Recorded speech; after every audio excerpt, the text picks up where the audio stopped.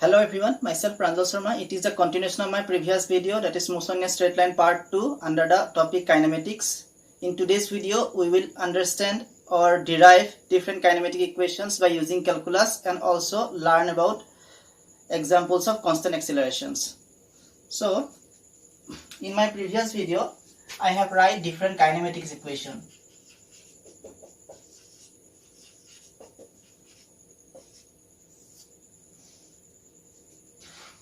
Those kinematics equations are derived from velocity time graph.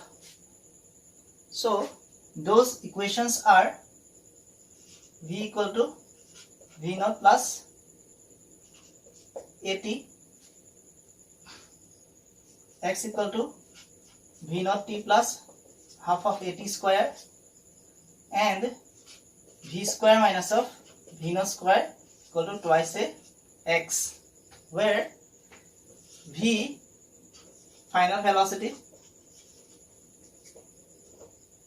v naught initial velocity, a acceleration, t time. All these equations were derived in that class by considering the fact that when t equal to 0, x equal to 0. If we consider t equal to 0 and x equal to x naught, in that case we have to replace x by x minus of x naught. So the above equations then transform it like v equal to v naught plus a t, x minus of x naught is equal to v naught t plus half of at square, and v square minus of v naught square equal to twice a x minus of x naught. So these are the kinematic equations when we consider that at time t equal to 0, x equal to x naught. So now we will derive these equations by using calculus.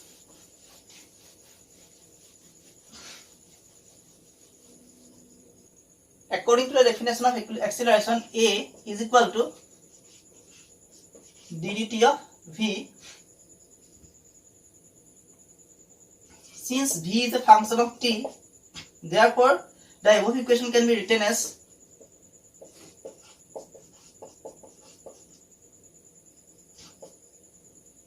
like this, and further a dt equal to dv, or dv equal to a dt. Here we have considered this a is acceleration and it is a constant acceleration.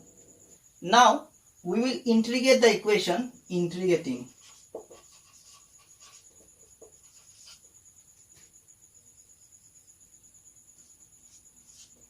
dv from initial velocity v naught to final velocity v equal to a dt, integration.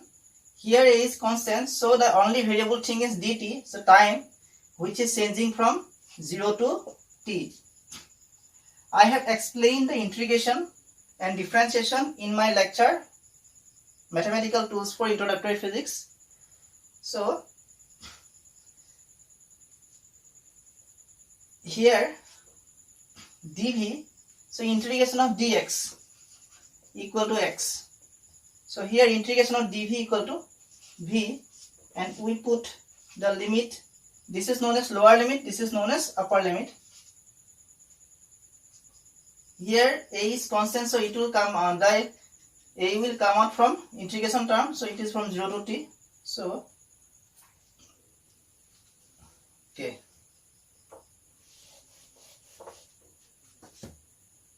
so if we putting the lower limit here, it is, at first we put the, so if we putting the upper limit at first, then it is v, then minus, then is lower limit v naught equal to, again this is a and this is integration of dt equal to t, since integration of dx equal to x, so it is t. We put the limit here.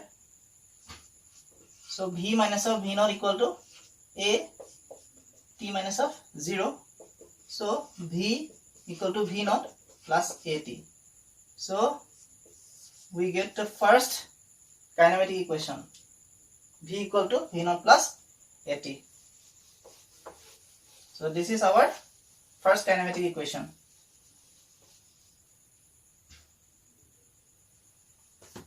Now again we know that since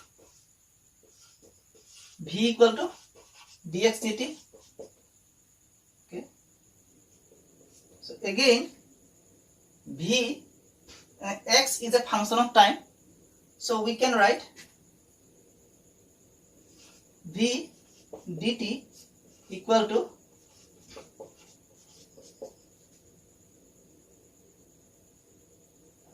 here v x is a function of time, okay, so v dt equal to dx dt, and here v dt equal to dx, or dx equal to v dt.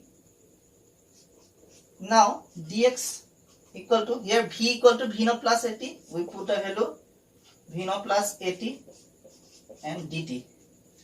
So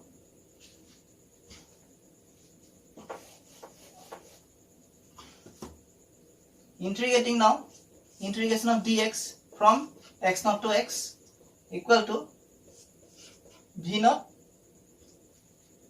So first term will be v naught dt, and second term will be integration of at dt. Here that value, here both v naught is a constant quantity, it is initial velocity, and a is also constant quantity, so only variable thing is t. So it changes from 0 to t. It changes from 0 to t. Now again integration of dx equal to x. So we put the value x naught x equal to v naught. Integration of a, since it is constant, so we put dt 0 to t plus a integration 0 to t t dt.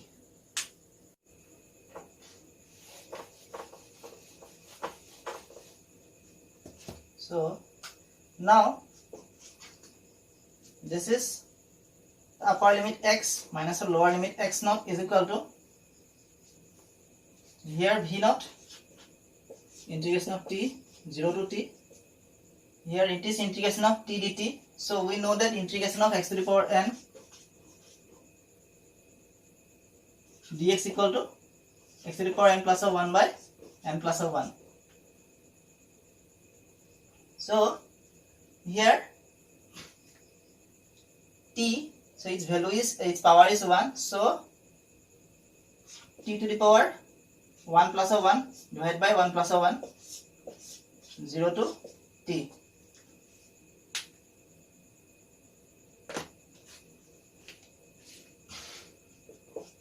So x minus of x naught is equal to v naught t minus of 0. We put the limits. Now it is t square by 2, 0 to t. So I forgot the value, putting the value a here. Okay. So x minus of x naught v naught t. So here again this t will come out. So half of a, and this is t square. So it is t square minus of 0. We put the limit here. So it is x minus of x naught v naught t half of a t square. Second kinematic equation we get from calculus. X minus of x naught equal to v naught t plus half of a t square. Now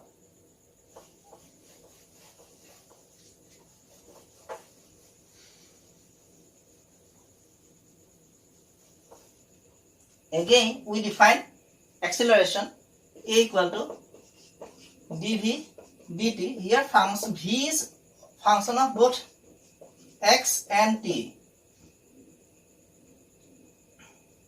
since we know that v equal to actually x by t, so it depends on both x, the displacement, and t time, so it's function of both x and t. So we can write a as this. So since dx by dt equal to dx dt is velocity, since dx dt is equal to velocity, so we put v dv dx. This is equal to v. This is equal to v. So now again we can write a dx equal to v dv. Okay, or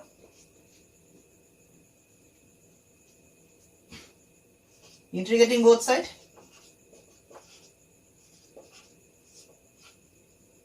from v naught to v here, and here from x naught to x. Okay, so now integration of a dx equal to integration of x equal dx equal to x, so it is x naught by here we put the limit x naught and x equal to integration of v dv, so it is similar to x to the power n dx, so integration of here n equal to 1, so we put v to the power n plus a 1, here n equal to 1, so 1 plus a 1, we put the limits here v naught and v, so a x minus of x naught equal to v square by 2 v naught and v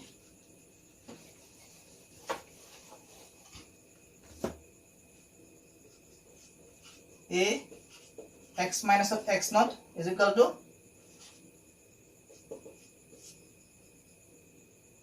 v square minus of v naught square, or v square minus of v naught square equal to twice a x minus of x naught. This is the third kinematic equation.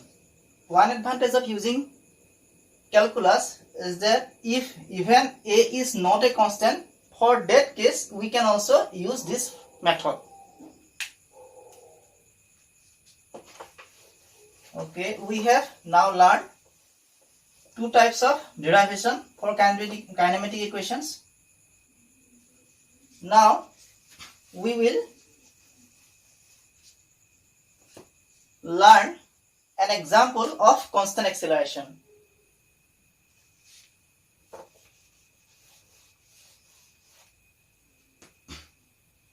And that example is free fall. So what is free fall? When an object released from certain height to downward direction, that is towards the earth surface, and if there only earth gravitational field is applicable to that object, then the object will experience only gravitational force and the velocity will change due to the gravitational force. Therefore, the acceleration it required is equal to the acceleration due to gravity. Suppose an object falling to ground or earth, here the direction is, here the motion is vertical, and therefore we consider the displacement is, we assumed displacement as y, and since the direction of motion is in the downward direction, so we will consider the acceleration as negative. Here acceleration is, in case of free fall, acceleration is equal to acceleration due to gravity, therefore a equal to minus of g. Why negative sign is here? Because the motion is downward, and g is 9.8 meter per second square. Its average value of g, that is acceleration due to gravity, is 9.8 meter per second square. Since the object is at rest at first, therefore the initial velocity v naught is equal to 0. Now if we apply these values in our kinematic equations, then it will transforms and we will get the kinematic equations for free fall. So our kinematic equations what we have derived where for x equal to 0, for t equal to 0, we get the kinetic equations like v equal to v naught plus at, x equal to v naught t plus of half of at square, and v square minus of v naught square equal to twice a x. These are the kinetic equations we have already derived. Now these equations will be transformed for free fall equations. Free fall equations, here in this case v naught equal to 0, a equal to minus of z, and x equal to, we put y simply. Then these equations will reduce to, here the first equation v equal to v naught equal to 0, so the first term was 0, second term is at, a equal to minus of z, so minus of z into t. This is the first equation. The second equation, x, we replace x by y. The first term v naught is equal to 0, 0 into t, so it is first term is 0, second term half, and this is a is simply minus of z into t square, so this equation is half of zt square. The third equation, this is the first term will be v square, and second term v naught, so v naught value is 0, so v square is equal to twice a is minus of z, and x replace by y, so this equation will v square is equal to minus of twice z y. So these are the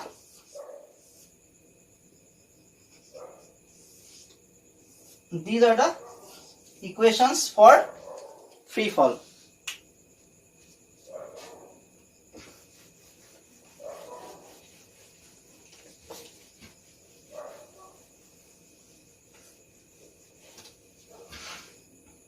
So the kinematic equations are v naught equal to minus of zt, the second one is minus of half of zt square, and third one is v square equal to minus of twice z y.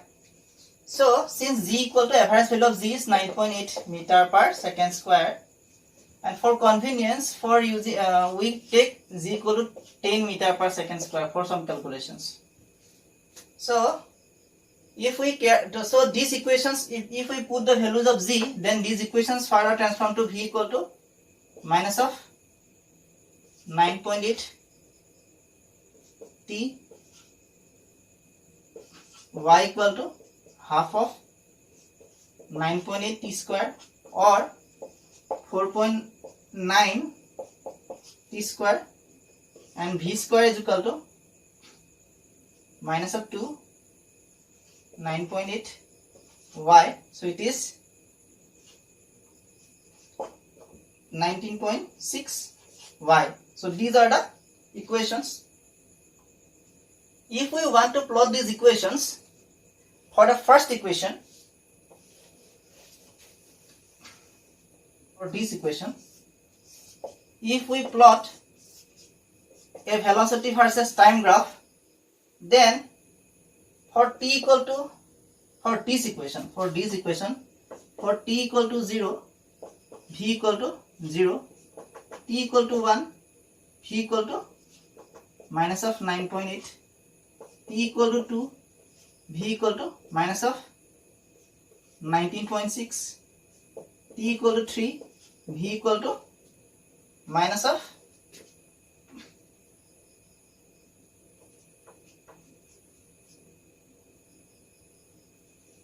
29.4.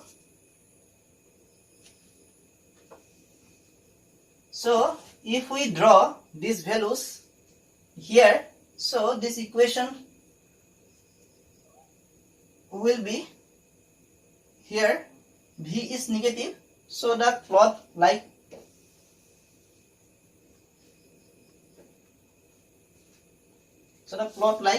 this. Because v is here, all values are negative, so we'll put 0 equal to 1, 2, 3, and this is 0. So this is suppose 10, 20, 30. So we get first value is 9.8. So we'll get somewhere at this point. Then this is for 2, it is here. For 3, it is near 30. So this is a straight line, but its direction is reverse.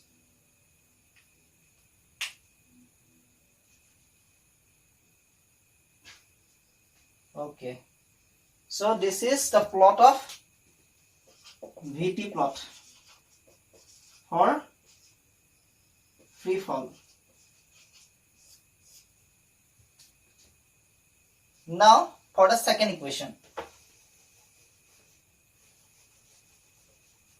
For the second equation, so y equal to, for t equal to 0, here y is equal to minus of 4.9 t square. Okay, and if we put t equal to 0, so y equal to 0. If we put t equal to 1, y equal to minus of 4.9. If we put t equal to 2, y equal to minus of 4.9 into 2 square. So 4.9 into 4. So it is 9 4 are 36.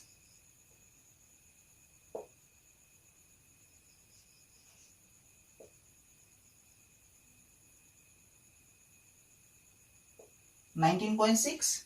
For t equal to 3, it is minus of 4.9 into 3 square. So 4.9 into 9. So 9 9s are 81. Yeah, it is 9 4 are 36. So it is 44.1. So if we plot the values, all these values, then again this is minus of y and this is t. So again 1, 2, 3, and this is suppose 10, 20, 30, 40, 50. So for t equal to 0 it is y equal to 0. For t equal to 1 it is around 4.1, 4.9. T equal to 2 it is 19.6. So somewhere like at that point. So t equal to 3 it is 44.1. So it is, for t equal to 3 it is in here maybe. So the curve like this. So this is the curve for the second equation, that is y equal to minus of 4. This is for v equal to minus of gt or 9.8t, and this is for this curve. So this curve is YT plot for free fall. The third equation is obviously the square of v. So we have already plot v versus t, so we don't need to plot these things.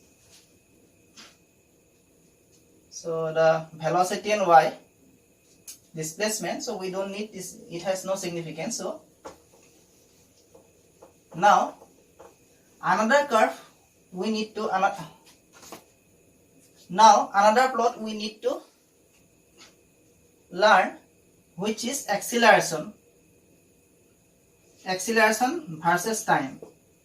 If we draw, since acceleration a is here minus of 9.8 and it is independent of time, so if we want to draw the plot for time versus acceleration, since acceleration is constant, its value is minus of 9.8, and for any value of time, its value is fixed. So the curve is parallel to time axis.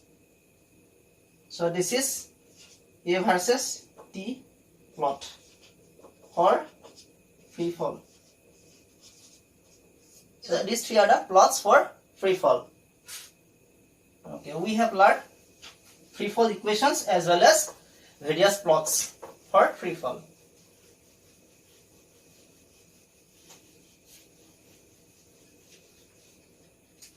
Galileo Galilei had studied on the free fall motion, and he had derived some interesting formula. Look, we have the kinetic equation y equal to half of gt square for free fall. So if we consider equal time interval, that is t equal to 0, t equal to tau, t equal to twice tau, t is equal to 3 tau. This is t1. So this is t1, this is t2, this is t3, this is t4. So if we want to plot these things, so for t equal to 0, so here t equal to, if we plot t versus y, for t equal to 0 it is y equal to 0, for t equal to tau, then y equal to half of z tau square. If t equal to twice tau, it is half of z twice tau square, or half of 4 into z tau square, okay, or 3 tau. So we can write it as 9 half of z tau square, and so on. So for t equal to 4 tau, so it is 16 half of z tau square, so on. So if we consider y naught as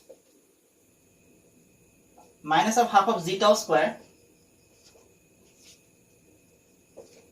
so these values will, for the first term will be 0, the second term is simply y naught, the third term is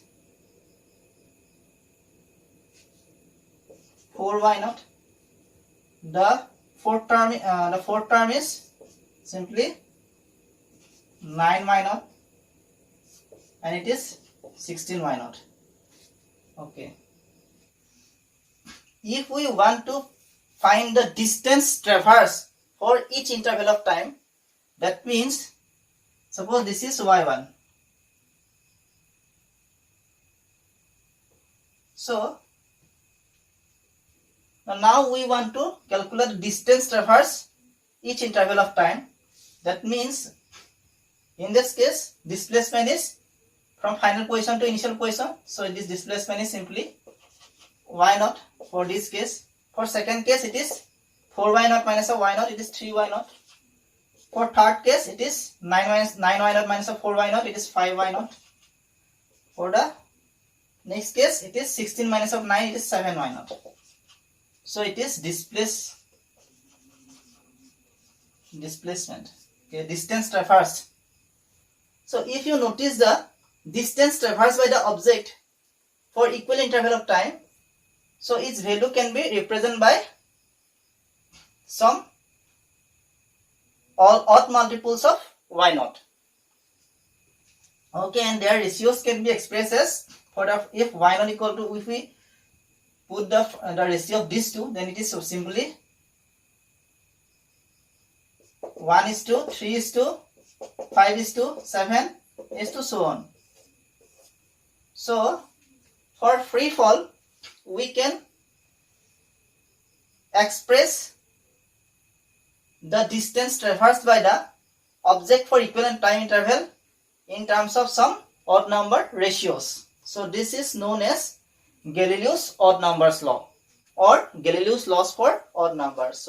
So this is known as Galileo's law for odd number.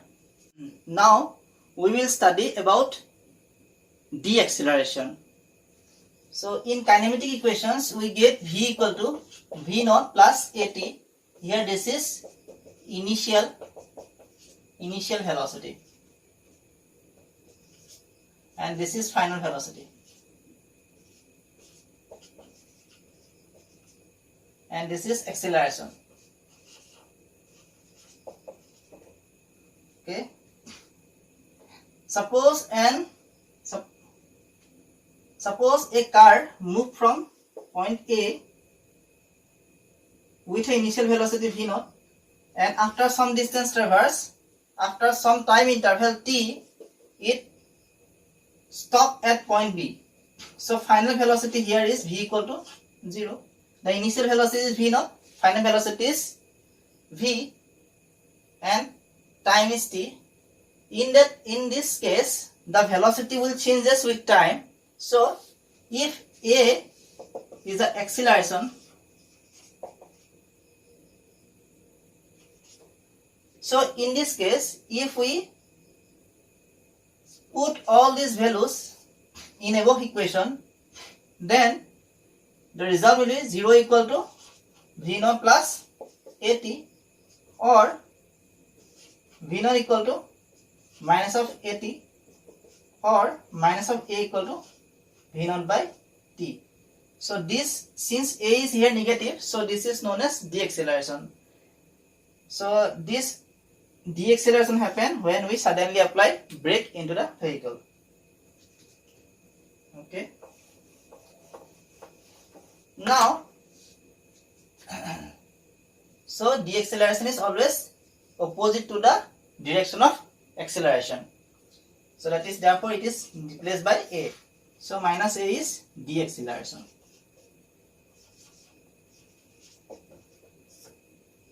Now we will derive the stopping distance. That means when you applied brake to the vehicle, in that case how much distance it covered after application of brake. When we apply brake, then the car reduce its velocity, and finally its velocity become 0. So the final velocity v equal to 0. And if the total distance traversed during the process x is d, then our formula from kinematic equation v square minus of v naught square is equal to twice a x. Now if we put all these values in this equation here, so first term will be 0, the second term is v naught square twice a, and this x is equal to d.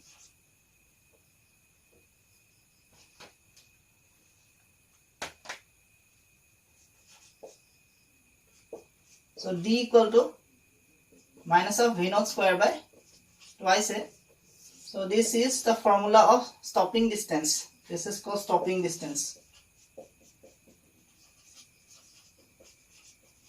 So stopping distance. So this concept is very, very important while setting speed limit nearby school zone.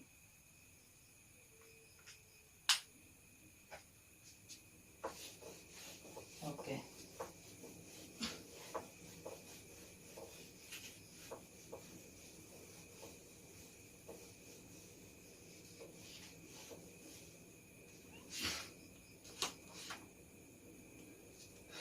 Now we will learn about another concept known as relative velocity. Relative velocity.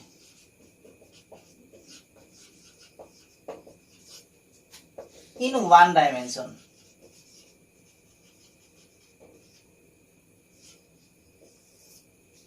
Relative velocity in one dimension. So what is relative velocity? Suppose we want to when we travel in a car or a bus or in a train, then we always found that when we look from our windows, then we found that all the things are moving.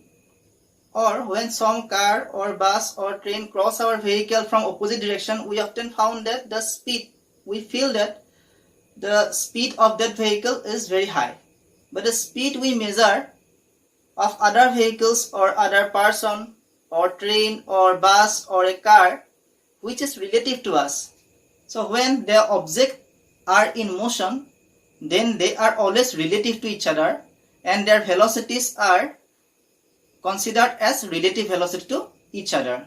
Suppose we consider two objects A and B. At t equal to 0, A's position is xa0 and B's position is xb0. let the velocity of A is VA and the velocity of B is VB. Here we consider average velocity, and we have considered that this velocity, that A and B moving in uniform motion, that means no acceleration associated with them. After some time t, so position of xat will be xa naught plus va t, since we know that x minus of x naught is equal to v naught t plus half of at square. Since a is equal to here 0, so the second term will be 0. So x minus of x naught is equal to v naught t. Here x is equal to, the final position is xa t, the initial position is xa naught, and since velocity is va and time is t, so we get a result like this. For similarly, xbt is equal to xb naught plus vb t. So if we want to find the displacement or the distance between B and A, that means xb minus of xa, xbt minus of xb, xat, then we will find xb0 plus vbt minus xa0 plus vat, or xb naught minus of xa naught plus vb minus of va into t. So the position of A and B after some time t is not only depends upon their initial positions but also their velocity. Okay, here this velocity Vb minus of Va is known as Vba, or relative velocity of A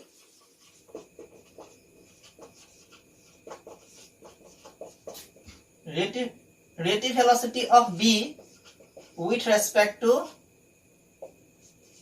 A. So Vba is V minus of Va, that is relative velocity of B with respect to A. Similarly, Vab equal to Va minus of Vb, here relative velocity of A with respect to B. So if you notice, then you will find that Vba is actually equal to minus of Vab. So relative velocity of B with respect to A is opposite to the relative velocity of A with respect to B. Now we will consider some special case.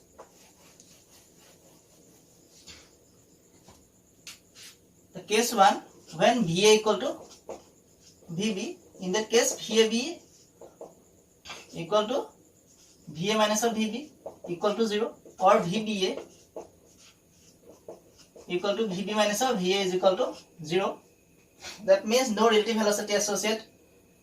That means the relative velocity between A and B is 0. So xbt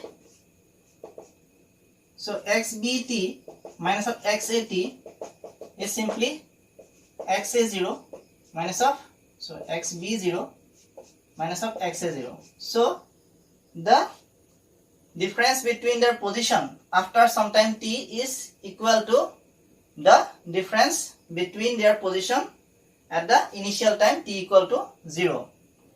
So now if we plot the position time graph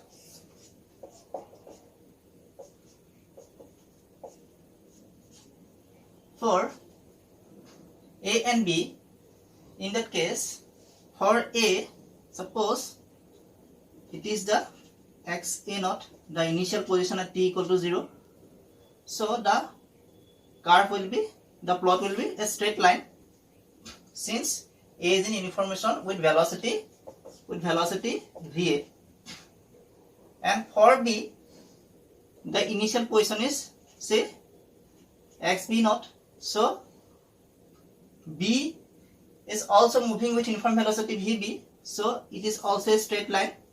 Suppose the velocity of B is VB. So these two lines are parallel. These two lines are parallel. So it is the position time plot for two objects having equal velocities. Now for VA is greater than VB.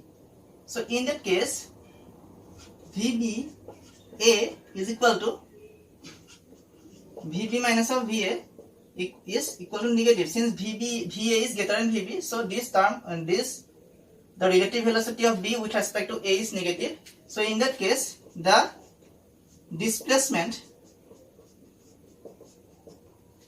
between the difference between the position of B and A at some time t will be xb naught minus of xa naught.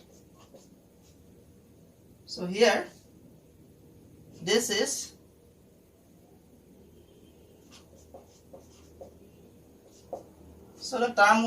this term will negative, so the difference will reduce by factor this amount. So if we plot the position time graph for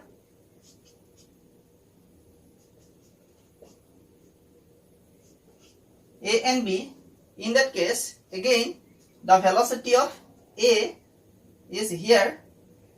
Suppose its initial position is xa naught, so its velocity is high, so it has more slope. And for B, the initial position of B is xb naught, but it has low velocity compared to A, so its xt plot will have less slope. So these two will intersect at some point. Suppose this is the, here for A the velocity is VA, for B it is velocity is VB, so they will meet at some point, at some time. Okay, so they will meet each other when VA is greater than VB, or the two objects have different velocities or unequal velocities. Okay.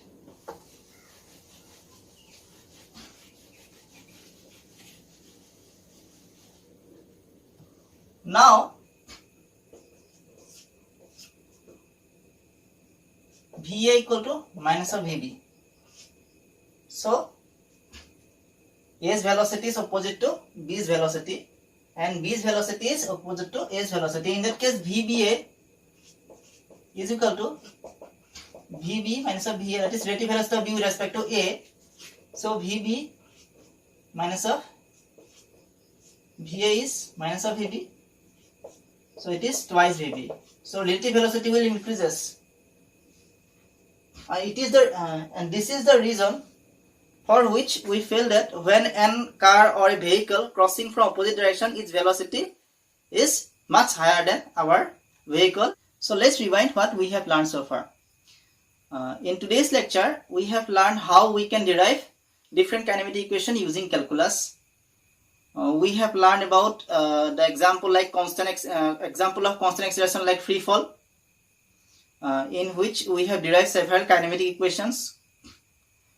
And we have learned the concept of stopping distance, and also we have learned about relative velocity.